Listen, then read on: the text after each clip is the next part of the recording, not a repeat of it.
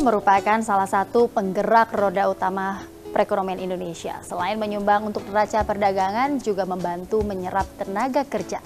Pemerintah 10 tahun terakhir ini selalu mengatakan akan membawa UMKM naik kelas dan memberikan berbagai perhatian. Saya ingin melihat sejauh mana pemerintah telah menyentuh UMKM yang secara nyata berkontribusi untuk ekonomi dan sosial. Serta apa sih yang mereka harapkan untuk pemerintah baru, Presiden dan Wakil Presiden terpilih Prabowo Gibran. Saya sudah janjian dengan pendiri komunitas bambu Indonesia yang berhasil tembus pasar internasional. Namanya Kang Adang, langsung saja kita ketemu.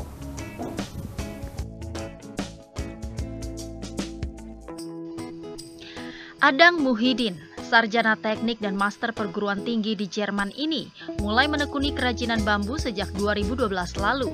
Ia mendirikan komunitas bambu bernama Virage Awi, yang dalam bahasa Sunda berarti hanya bambu. Dari sebatang bambu yang murah, Adang mampu menghasilkan berbagai produk bernilai ekonomis tinggi.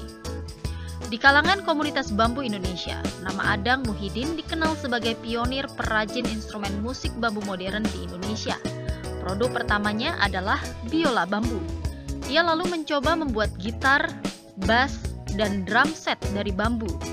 Kini, alat musik itu menjadi yang paling dicari di pasar internasional karena hanya diproduksi terbatas 36 unit per tahun. Ya, karena kan varietas bambu di dunia itu ada di Indonesia. 15% varietas bambu dunia itu di Indonesia. Dan sementara pemanfaatannya itu kurang. Makanya kita pengen membuat sesuatu yang beda. Makanya kalau misalkan lihat produk-produk kami itu beda. Malah alat musiknya itu bisa dibilang yang pertama di dunia.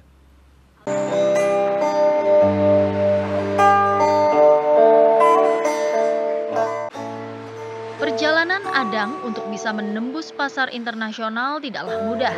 Berawal dari mengunggah video biola bambu ke kanal YouTube, ia lalu dilirik Kementerian Perdagangan Indonesia untuk mengisi booth pameran di ajang Java Jazz pada 2012. Hanya memiliki modal Rp100.000, ia dan teman-temannya nekat pergi ke Jakarta.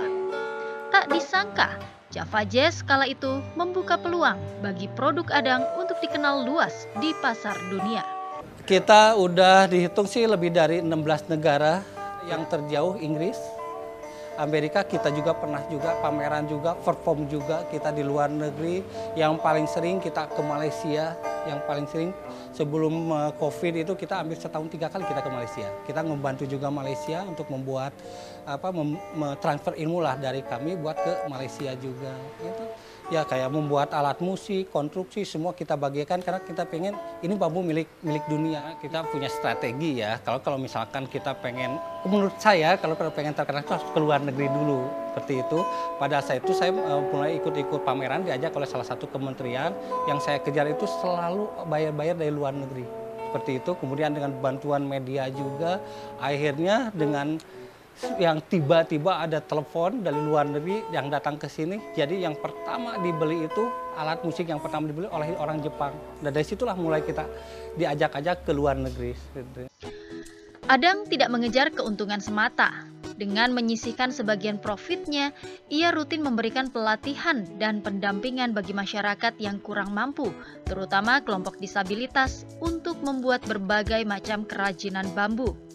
Transfer ilmu itu tidak hanya di Jawa Barat, tetapi juga di hampir seluruh Indonesia, bahkan hingga ke Malaysia. Namun, Adang ingin pelatihan tidak berhenti pada transfer ilmu, tetapi juga pengaplikasiannya.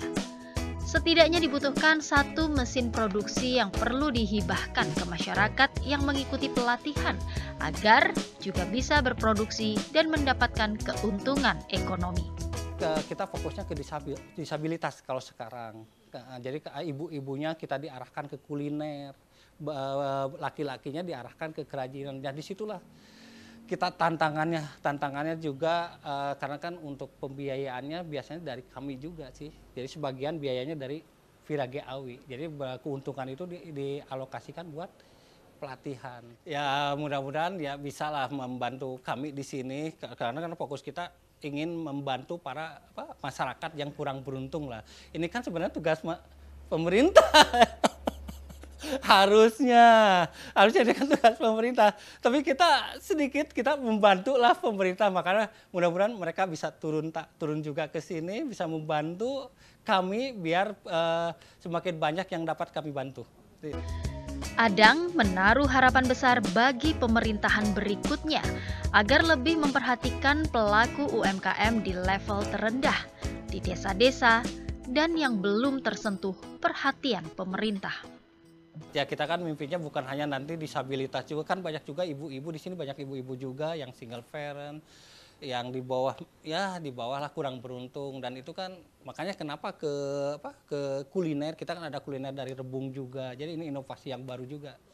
Ya mau diperhatikan lah, bukan hanya di daerah perkotaan tapi daerah pedesaan, karena kebanyakan yang mereka di pedesaan itu mereka tidak melek teknologi. Mereka kalau UMKM kan tahunya hanya jual produksi seperti itu, dan jual pun mereka hanya di lokal. Makanya alangkah indahnya kalau misalkan yang dari desa juga bisa global juga, mengglobal. Itulah mudah-mudahan mereka bisa ke pedesaan juga lah, seperti itu.